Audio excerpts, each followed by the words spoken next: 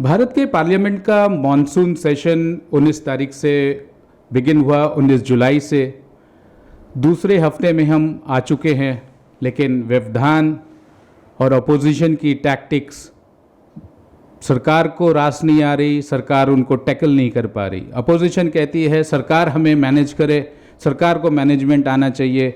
सरकार कहती है अपोजिशन किसान के बहुत सारे बिल हैं, समाज के अच्छे के लिए बहुत सारे बिल हैं, फाइनेंस के बिल हैं, उनको पास कराना उनका ध्येय है। हमारे साथ सांसद रोडमल नागर जी हैं, मध्य प्रदेश के सांसद हैं। आज भी ऐसा ही हुआ, पहले कई घंटों तक एडजर्नमेंट होती रही, 2 बजे तक के लिए, फिर 3 बजे के लिए, फिर 4 बजे के लिए।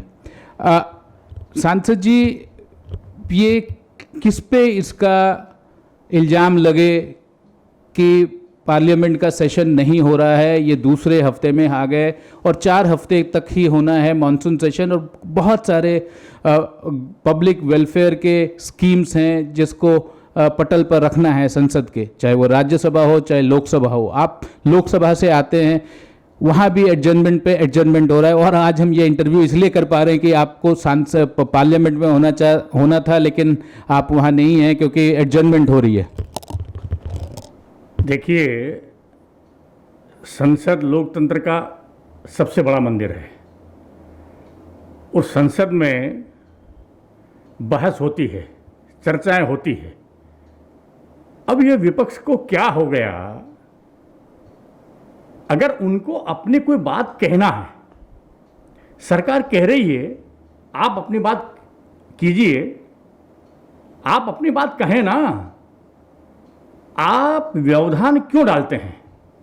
अगर विपक्ष को कोई सुझाव देना है, कोई बात करनी है, कोई अगर और भी कुछ न कुछ पॉजिटिव दिशा में वो लेकर के जाना चाहते हैं या सरकार की कमियों को दिखाना चाहते हैं, तो लोकसभा से बड़ा स्थान और क्या हो सकता है?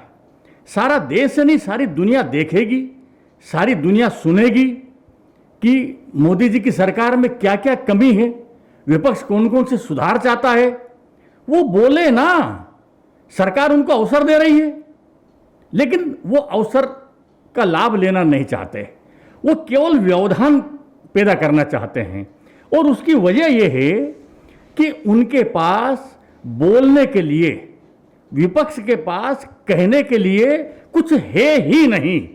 अगर कुछ होता तो वो बोलते। आप बोलिए ना, अपनी बात रखिए, सही क्या है, गलत क्या है, किस दिशा में जाना चाहिए। लेकिन कोई सोच नहीं है, कोई चिंतन नहीं है, ना देश का चिंतन है, ना समाज का चिंतन है, ना कोई विचारधारा का चिंतन है। एक ही बात है, परिवार और परिवार परिवार। बस कांग्रेस पार्टी को क्या हो गया है, ये कांग्रेस का ही दुर्भाग्य नहीं है, और विपक्ष को क्या हो गया, ये विपक्ष का दुर्भाग्य नहीं है, ये देश के लिए भी चिंता का विषय है कि एक सशक्त विपक्ष होना चाहिए। विपक्ष अपनी भूमिका नहीं निभा रहा है। विपक्ष ये कहती है कि सदन को चलाना सरकार का काम है। विपक्ष तो अपनी बात पे अड़ी रहेगी, कैसे उसमें समन्वय बैठाना है, कैसे विपक्ष को कॉन्फिडेंस में लेना है, ये सरकार का काम है। आपका क्या मत है? देखिए, सरकार पूरे प्रयास कर रही है, आदरणीय लोकसभा अध्यक्ष जी भी पूरे प्रयास कर रहे हैं, हमारे संसदीय कार्य मंत्री भी पूरे प्रयास कर रहे हैं। बीएससी की मीटिंग होती है, उसमें भी सारे विषय रखे जाते हैं, लेकिन वो चाहते ही नहीं। और चाह इसलिए नहीं रहे, जैसा मैंने कहा कि जिस बात के लिए वो अड़े हुए हैं उसमें कोई तथ्य है ही नहीं, और इन तथ्यहीन बातों को वो अगर सामने रखेंगे तो उल्टा उनका मजाक होना है। इसलिए उनको एक ही बात समझ में आई कि हम विपक्ष में हैं, हम हल्ला करेंगे, हम बवाल मचाएंगे, हम नारे लगाएंगे, हम तख्तियाँ लहराएंगे, हम बैनर लहराएंगे। जितने असंसदीय कार्य हैं वो सारे के सारे व्यवहार आज विपक्ष कर रहा है, और सारा देश ही नहीं, सारी दुनिया देख रही है। सांसद जी, 2 बातें। जब मॉनसून सेशन बिगिन होना था, उससे पहले लोकसभा के स्पीकर ओम बिरला जी सभी पार्टियों से मिले और एक कंसेंसस बनाने की बात हुई कि हम कैसे मॉनसून सेशन को आगे बढ़ाएं और ज़्यादा से ज़्यादा काम हो। दूसरी बात यह है कि विपक्ष जो है वो एक रणनीति के तहत काम कर रही है। सरकार के पास किसान, गरीब जो गांव में हैं, फाइनेंस के बिल, जैसा मैंने कहा, बहुत सारे ऐसे बिल हैं जिसको पास होने से भारत में जीवन आसान होगा या भारत के नागरिक जो है उनके लिए फ़ायदेमंद होगा। यदि बिल पास नहीं होते या आप नहीं करा पाते तो शायद वो अगले सेशन के लिए फिर चला जाएगा विंटर सेशन के लिए। आदरणीय प्रधानमंत्री नरेंद्र मोदी जी के नेतृत्व में भारतीय जनता पार्टी की सरकार बहुत सुचारू रूप से चल रही है। सारे देश के एक एक घटक का विचार करते हुए सर्वस्पर्शी, सर्वव्यापी और सर्वग्राही इन सारी कार्य योजनाओं को बनाते हुए गांव के लिए, गरीब के लिए, मजदूर के लिए, किसान के लिए, विद्यार्थी के लिए, व्यापारी के लिए, उद्योगपति के लिए और देश की विदेश नीति, इन तमाम सारी चीज़ों को ध्यान में रखते हुए आदरणीय प्रधानमंत्री जी के नेतृत्व में सरकार काम कर रही है, सारी व्यवस्थाएं चल रही है। आप देखेंगे इस कोरोना की महामारी में आदरणीय प्रधानमंत्री जी की जो दूरदर्शिता थी, उस दूरदर्शिता की वजह से कितने विकट, कितने संकट के समय में भी हमने जो है इस संकट के समय से देश को उबारा है। और इसलिए इससे कोई बात नहीं है, सरकार का काम कर रही है। हम ये चाहते थे, सरकार ये चाहती है कि बहस हो, बिल आएंगे, बिल पास होंगे, कानून बनेंगे, सारी व्यवस्थाएं चलेगी। लेकिन और अच्छी चलती और अच्छा होता कि विपक्ष भी उसमें सहभागिता निभाता, अपनी बात रखता, प्लस रखता, माइनस रखता, सुझाव देता। आदरणीय प्रधानमंत्री जी ने कहा है बहस होनी चाहिए, बारीक से बारीक विषय पर भी बहस होनी चाहिए। जितनी ज़्यादा बहस होगी, जितनी अच्छी बहस होगी, जितनी ऊंची बहस होगी, उतनी व्यवस्था और अच्छी होगी, उतना और परिष्कृत स्वरूप आएगा। कांग्रेस किसान बिल को रिपील करने के लिए लगातार उस पर अपना स्ट्रेस देती रही है। राहुल गांधी जी ट्रैक्टर लेके एक इमेजनरी, एक ऑप्टिक्स के लिए ट्रैक्टर लेके पार्लियामेंट पहुंचते हैं, लेकिन डैम सेफ्टी बिल जो कि लोकसभा में पास हो चुका है, राज्यसभा से पास होना है, वो बिल भी नहीं आ पा रहा है। और डैम सेफ्टी बिल किसके लिए है? भारत के गरीब किसान, गांव में जो लोग रहते हैं उनके लिए है या पूरे देश के फायदे के लिए? देखिए, कांग्रेस पार्टी का तो इतना बुरा हश्र हो रहा है जिसकी कोई सीमा नहीं है। किसान आंदोलन की वो बात कर रहे हैं, किसान बिल की बात कर रहे हैं। हम बार बार उनसे ये पूछना चाहते हैं कि ये जो किसान के हित के जो बिल आए हैं, किसान के हित के जो कानून बने हैं, इन कानूनों में कमी क्या है? आप बोलिए ना, कहां पर विकृति है, कहां कमजोरी है? आप बोलिए, कहां दिक्कत है, कौन सी बात से दिक्कत है आपको? हम उसको हल करने के लिए तैयार हैं। आदरणीय हमारे कृषि मंत्री नरेंद्र सिंह जी तोमर बार बार ये बोल रहे हैं, आप आइए, बैठिए, बात कीजिए, कहाँ कमी है, कहाँ सुधार करना है। सरकार की बिल्कुल हठधर्मिता नहीं है। अगर आप बहुत अच्छे सुझाव देते हैं जो कृषि के हित में, किसान के हित में, देश के हित में है, सरकार उसको मानने के लिए तैयार है।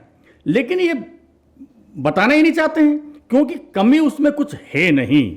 और मैं तो एक बात और आपसे कहना चाहता हूं कि इनके दिमाग को क्या हो गया? अगर कांग्रेस या शेष विपक्ष ये कह रहा है कि ये बिल किसान के हित में नहीं है, ये देश के हित में नहीं है, ये किसान का सत्यानाश कर देंगे, ये कृषि को समाप्त कर देंगे, तो मेरे मित्रों, अभी चुनाव 5 साल के पहले तो हो नहीं रहे, 2024 में चुनाव होंगे, तब तक तो सरकार रहने वाली है। कृषि बिल पास हो जाने दीजिए। जब किसान देखेगा कि इसमें हमारा अहित है, इसमें हमारा नुकसान है, इसमें हम मारे जा रहे हैं, तो अपने आप ही किसान नाराज हो जाएंगे, अपने आप ही अगली बार मोदी साहब की सरकार नहीं बनेगी। लेकिन ये कांग्रेसी और शेष विपक्ष भी जानता है कि अगर ये कृषि कानून लागू हो गए तो किसानों का इतना फायदा होगा, इतना हित होगा, इतना हित होगा कि उसके बाद तो भारतीय जनता पार्टी और आदरणीय नरेंद्र मोदी जी की सरकार को अपना गुणगान भी नहीं करना पड़ेगा, प्रचार प्रसार भी नहीं करना पड़ेगा, किसान पलक पावड़े बिछा करके उनका स्वागत करेगा। ये बात सच है कि 2000 इस साल से लगभग 24 में जब इलेक्शन होना है, 7-8 फसल किसान ले सकता है अपने ज़मीन से, और शायद वो अपनी स्थिति पे होगा कि उनको फ़ायदा हुआ या नुकसान हो रहा है। ये बात आप बिल्कुल सही कह रहे हैं। लेकिन देखिए कि जो किसान हैं, यूपी में इलेक्शन है, राकेश टिकैत किनका मोहरा हैं, जो एक इमेज बन के आए। पहले पंजाब के किसान, कुछ हरियाणा के किसान, कहा जा रहा था कि मध्य प्रदेश और यूपी के भी कुछ लोग इससे नाराज़ हैं, किसान बिल से, जो प्रपोज किसान बिल है। देखिए, किसान बिल से कोई भी किसान नाराज नहीं है। मैं खुद किसान हूँ, अपने हाथ से ट्रैक्टर चलाता हूँ, अपने हाथ से फसल को बोता हूँ, अपने हाथ से फसल को मैंने काटा है। और मेरे जैसे लाखों करोड़ों किसान, कोई भी इस बिल से नाराज नहीं है। अगर कोई नाराज है तो जो बिचौलिए हैं, जो कमीशनबाज हैं, वो नाराज हैं। जो धंधेबाज लोग हैं वो नाराज हैं। जो किसी के एजेंट हैं वो नाराज हैं। कोई नाराज नहीं है। किसान बिल्कुल भी नाराज नहीं है। किसान के भेष में ये बहुरूपीय हैं, जो किसानों का भला नहीं चाहते, किसानों का हित नहीं चाहते, इस देश का हित नहीं चाहते, वो लोग ये हैं। वो जमात ये है जो कानून को कानून नहीं मानती, संविधान को संविधान नहीं मानती, व्यवस्था को व्यवस्था नहीं मानते, जो वितंडतावाद में ही विश्वास रखते हैं।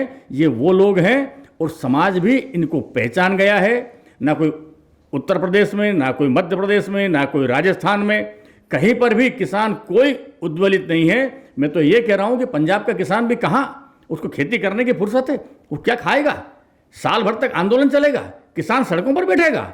बिल्कुल नहीं बैठा है। किसान खेत में काम कर रहा है। लेकिन ये जो चंद बिचौलिए हैं, जो सौदागर हैं, ये सारा व्यवधान पैदा कर रहे हैं और एक किसान का गला घोंट रहे हैं। और किसान जिस दिन अवसर आएगा उस दिन इनको बता देगा, इनको रास्ते दिखा देगा, इनको इनकी जमीन दिखा देगा। सांसद जी, इस साल रिकॉर्ड उत्पादन भी हुआ एफसीआई के थ्रू। आपके गृह राज्य मध्य प्रदेश में भी, हरियाणा में भी, उत्तर प्रदेश में भी और पंजाब में भी रिकॉर्ड उत्पादन हुआ और भारत सरकार ने रिकॉर्ड अनाज खरीदा भी। फिर ये किसान के नाम पे जो ये हो रहा है, आपको क्या लगता है उत्तर प्रदेश इलेक्शन के बाद ये थम जाएगा? बिल्कुल, उत्तर प्रदेश चुनाव के लिए ही ये चुनाव हो रहे हैं, ये सारे आंदोलन हो रहे हैं। चाहे उत्तर प्रदेश हो, चाहे पंजाब हो, इनको इनकी ज़मीन खिसकती हुई दिखाई दे रही है और इसलिए ये सारा ऐसा व्यवहार कर रहे हैं। किसान अब एमएसपी की बात कर रहे हैं वो।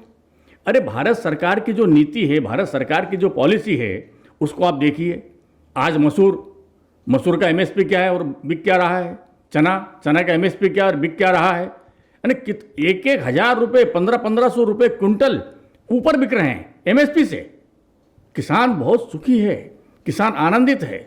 ये किसान के रूप में जो लोग हैं, इनके पेट में दर्द हो रहा है और किसानों से इनका कोई मतलब नहीं है। ये राजनीतिक रोटियां सेक रहे हैं। जैसे चुनाव होंगे उसके बाद में दूसरे राग अलापेंगे कि ईवीएम खराब थी, मशीन खराब थी, ये हो गया, वो हो गया, वो हो गया।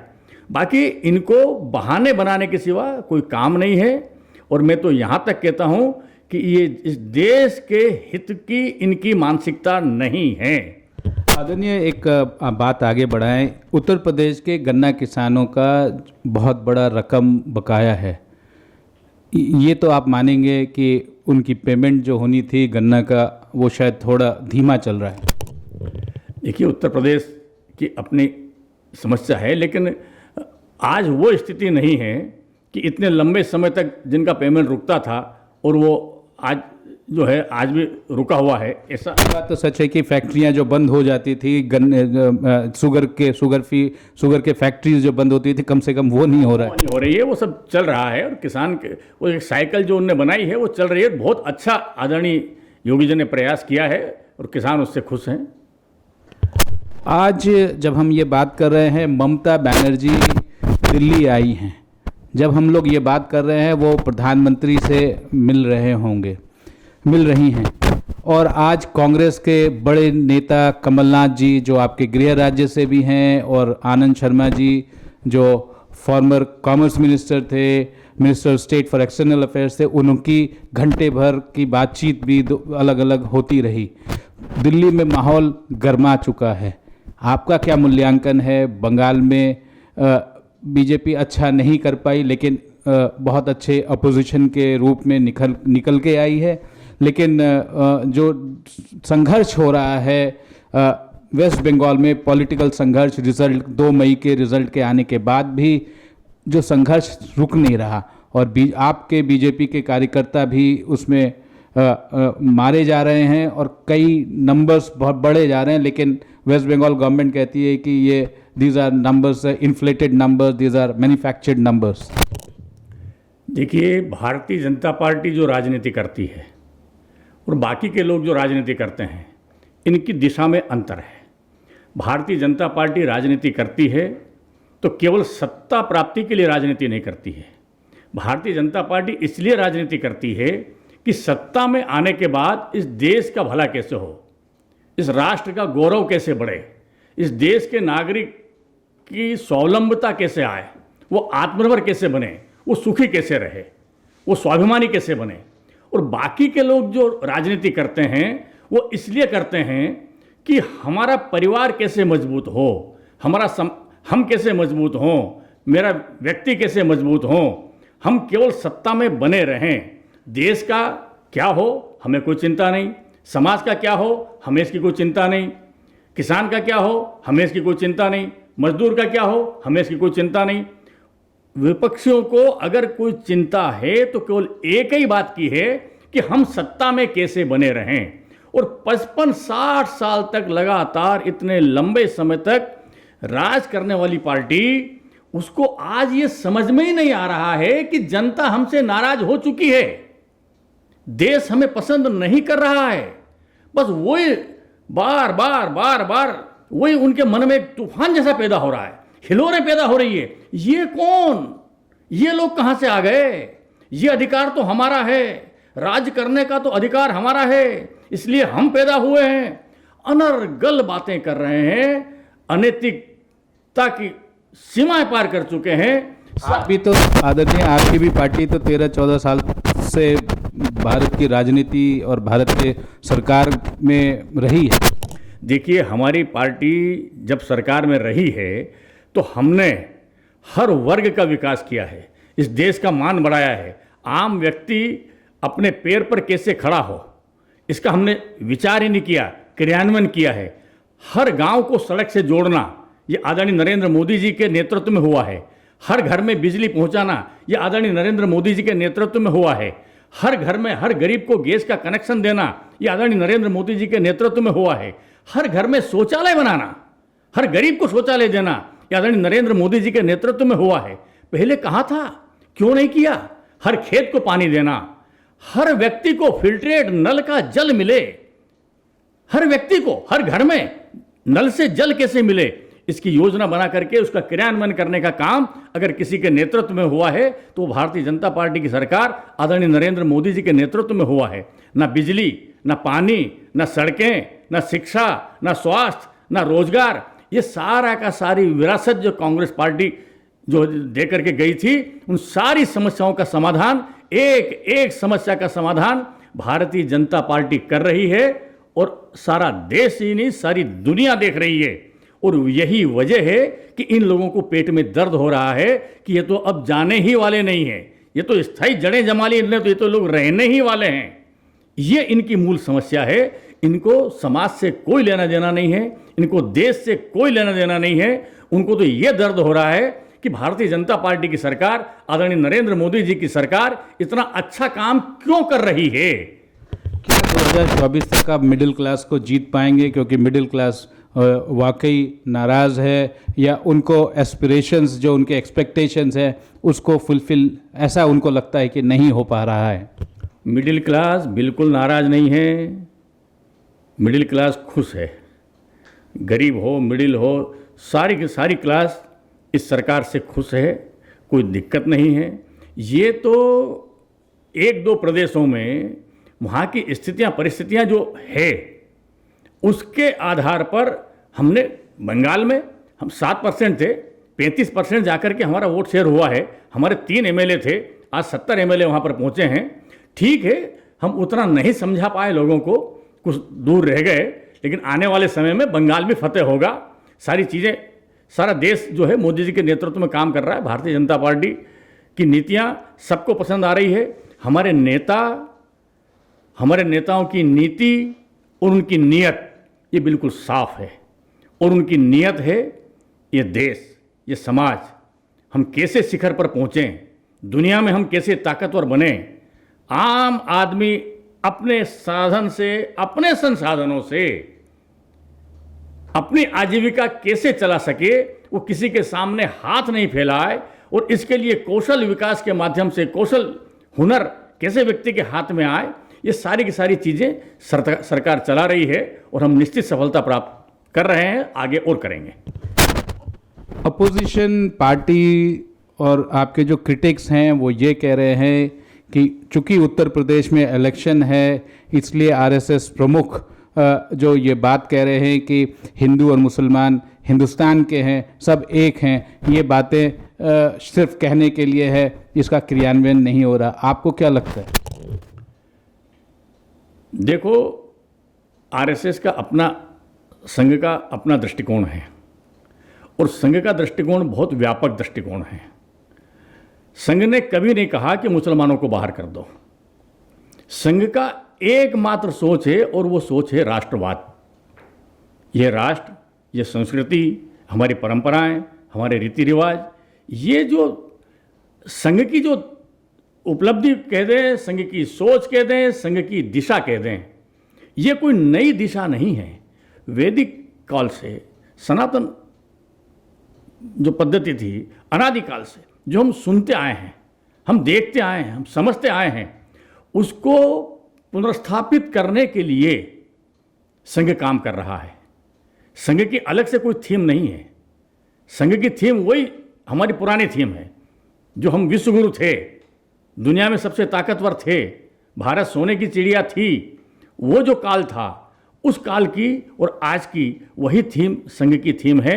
संघ किसी को बाहर करना नहीं चाहता। संघ तो ये कहता है हम सब भारत माता की संतानें हैं। भारत माता की जय जयकार जो करता है, मातृभूमि की वंदना जो करता है, इस राष्ट्र की जो आराधना करता है, वो इस राष्ट्र का सपूत है। भारत माता की जो जयकार बोलता है, वो भारत माता का पुत्र है। वो कोई भी हो सकता है, कोई भी हो सकता है। हम सब भारत की संतानें हैं, और हम सब भारतीय हैं। भाई, चाइना में रहने वाला चाइनीज, जापान में रहने वाला जापानीज, हिंदुस्तान में रहने वाला हिंदुस्तानी, भारत में रहने वाला भारतीय, अमेरिका में रहने वाला अमेरिकन, ये तो सामान्य बात है, उसमें क्या बात है कि। और हिंदू की बात जो संघ करता है, तो हिंदू ये कोई जाति नहीं है। हिंदू ये एक जीवन पद्धति है, ये एक संस्कृति है। इस संस्कृति को धारण करने वाला जो समाज है, वही हिंदू समाज है। बड़ों से कैसे व्यवहार करना, छोटों से कैसे व्यवहार करना, गरीब से कैसे करना, अमीर से कैसे करना, हमारी जो प्राणियों के प्रति, वृक्षों के प्रति, पेड़ पौधों के प्रति, जीव जंतुओं के प्रति, पहाड़ों के प्रति जो हमारी संकल्पना है, वही संकल्पना को स्थापित करने का संघ काम करता है। संघ की भूमिका एक ही भूमिका है, वसुधैव कुटुंबकम। यदि हम ये कहें कि वसुधैव कुटुंबकम संघ की एक व्यापक भूमिका है, मुसलमान कहते हैं कि हमें लब जिहाद के नाम पे प्रताड़ना हमारी होती है, या हमारा इमेज गिराया जाता है। जो लब जिहाद का मामला फूल पकड़ता जा रहा है, यहाँ तक कि आपके फेलो सांसद मनोज तिवारी जी ने यहाँ तक कहा कि हम तो इसके लिए कानून की मांग करते हैं। देखिए, हम किसी भी मजहब से, किसी भी धर्म के खिलाफ नहीं हैं, और ये जो धर्मांतरण हो रहा है, हम उस धर्मांतरण के भी खिलाफ नहीं होते। हम उस धर्मांतरण के भी खिलाफ नहीं होते, लेकिन वो धर्मांतरण करवाने के बाद राष्ट्रांतरण करने की जो बात करते हैं, इस राष्ट्र के प्रति जो उनका मूल भाव है, जैसा मैंने पहले कहा कि भारत माता को माता नहीं मानना, ये जो भाव है, ये भाव गलत है। धर्मांतरण से कोई तकलीफ नहीं है, पर धर्मांतरण जैसे ही होता है वैसे ही राष्ट्रांतरण की वो बात करते हैं। तो राष्ट्रांतरण का अगर जहां मुद्दा आएगा तो फिर हमें सोचना पड़ेगा। हमारे लिए राष्ट्र ये सर्वोपरि है, राष्ट्र से बढ़कर के कुछ भी नहीं है। भारतीय जनता पार्टी भी देश को पहले मानती है, देश पहले दल बाद में। अगर देश के ऊपर संकट आएगा तो हम दल की चिंता नहीं करेंगे। बांग्लादेश से जो रिफ्यूजी और अभी जो म्यांमार से आ रहे हैं रोहिंग्यास, हिंदुस्तान के कई कोने में उनके इनक्लेव होंगे। आप उनसे कैसे, आपकी पार्टी कैसे उनको बाहर निकालेगी या उनको कैसे डील कर पाएगी? क्योंकि ह्यूमन राइट का इशू भी आ जाता है इसके बीच, देखिए वो आड़े आता है। देखिए वो एक संवैधानिक व्यवस्था है और कानून के तहत, संविधान के तहत इस देश में जो जो चीज़ें चल रही है वो भारतीय जनता पार्टी भी चलाएगी। अलग से भारतीय जनता पार्टी अपना एजेंडा लेकर के नहीं चल रही। संविधान में जो व्यवस्थाएं हैं, भारत सरकार, लोकसभा में कोई विधेयक आता है, वो 2/3 बहुमत से पास होता है, वो राज्यसभा में जाता है, वो बहुमत से पास होता है उसके बाद महामहिम राष्ट्रपति जी के पास जाता है, फिर वो वहाँ उनके हस्ताक्षर होते हैं, उनकी सहमति होती है, तब जाकर के वो कानून बनता है। और ये हमारा अपना संविधान है, उसके बाद वो संविधान का हिस्सा बन गया। इन सारी व्यवस्थाओं को हमको मानना पड़ेगा और इनको जो नहीं मानता वो व्यक्ति भारत के संविधान की अवहेलना कर रहा है, प्रजातंत्र की अवहेलना कर रहा है। वो ठीक है क्या? और इसलिए जो जो नीतियां हैं, उन सारी नीतियों को, उन सारी आवश्यकताओं को आदरणीय नरेंद्र मोदी जी की सरकार संवैधानिक दायरे में ला करके ही आचरण कर रही है, व्यवहार कर रही है, आगे भी ऐसे ही करेगी। आदरणीय प्रधानमंत्री जी ने कहा है संविधान सबसे पहले, और संविधान के हिसाब से चलेंगे। लोकतंत्र का ये जो मंदिर है, इसको बिल्कुल भी जिस तरह से ये विपक्षी कलंकित करने की कोशिश कर रहे हैं, भारतीय जनता पार्टी बिल्कुल चट्टान की तरह खड़ी है और उनके सपने बिल्कुल साकार नहीं होने देगी। ये जो स्नूपिंग का मामला है, पहले हफ्ते में पार्लियामेंट में बिगिन होने से, मॉनसून सेशन बिगिन होने के एक दिन पहले आता है। ये पिगैसस जो एक स्नूपिंग सॉफ्टवेयर की बात हो रही है। As a member of Parliament आपको क्या लगता है, अपोजिशन का जो रवैया है या स्नूपिंग एक जो प्रोसेस है या जो एक कुरीतियाँ हैं या ये जो सिचुएशन है, इसका क्या आप मायने लगाते हैं as an individual, as a member of Parliament? मैं इंडिविजुअल व्यक्तिगत रूप से ये देखता हूँ कि अगर ये मामला अगर चल रहा है और फ़ोन टेपिंग का मामला भी के लेकर के भी लोग जो आंदोलन कर रहे हैं, मूवमेंट चला रहे हैं, तो मेरा व्यक्तिगत मत है कि अगर कोई व्यक्ति फ़ोन टेपिंग करवाता है तो किसी भले आदमी का करवाएगा। राहुल गांधी जैसे व्यक्ति का फ़ोन टेपिंग करवा करके सरकार क्या कर लेगी? उसके पास है क्या? ना वो नेता है, ना उसकी नीयत ठीक है, ना उसकी कोई नीति है। अब ऐसे व्यक्ति को कौन फ़ोन टेपिंग करवाएगा? कौन सरकार इसके लिए श्रम करेगी? ये बिल्कुल गलत है, सरासर गलत है, ये बतंगड़ है और इसका सरकार से कोई लेना देना नहीं है। सरकार अपने मंच पर ही कह चुकी है, इसका सरकार से कोई लेना देना नहीं है। ये एक आखिरी सवाल ये कि क्या आप जो किसान नेता हैं, जो किसान की बातों को बताने की कोशिश कर रहे हैं, वो कहते हैं कि हम 2024 तक अपने धरने पे लगे रहेंगे, हमारी बात जब तक मानी नहीं जाएगी, 3 कानून जब तक वापस नहीं होगा। आज कृषि मंत्री ने खुद कहा कि यदि उनके पास कोई सवाल है, कोई दुविधा है या कोई संकल्प है, तो कोई पोजीशन है तो हमें बताएं। उनके पास नहीं है, इसलिए वो नहीं आ रहे आगे। मैं तो परमात्मा से प्रार्थना करता हूँ कि उनके ये धरने, उनके ये आंदोलन जब तक वो जिंदा रहें, 2024 तक नहीं, जब तक वो जिंदा रहें तब तक करते रहें, विपक्ष में बने रहें, आंदोलन करते रहें, वितंडतावाद फैलाते रहें, उनके चेहरे जनता देखती रहे और वो जहाँ है वहीं खड़े रहें। उनको बहुत बहुत शुभकामनाएं।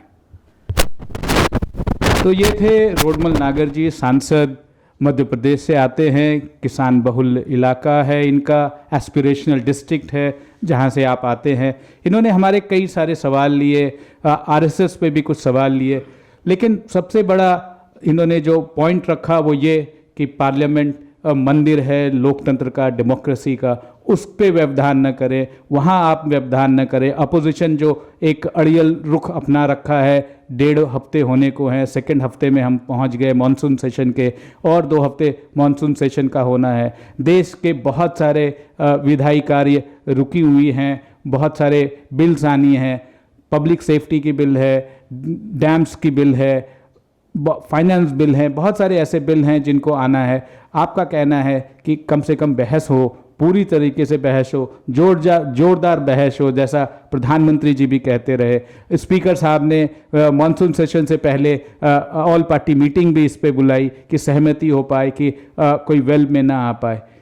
लेकिन प्रॉब्लम ये है कि बीजेपी जो सरकार है, जिसकी पार्टी की सरकार है, वो अपोजिशन को विन नहीं कर पा रही। अपोजिशन कहती है it is government's job to run the parliament, it is government job to run the house, वो Lok Sabha and Rajya Sabha. Where the deadlock will end and when the deadlock will end, because public good that is most important.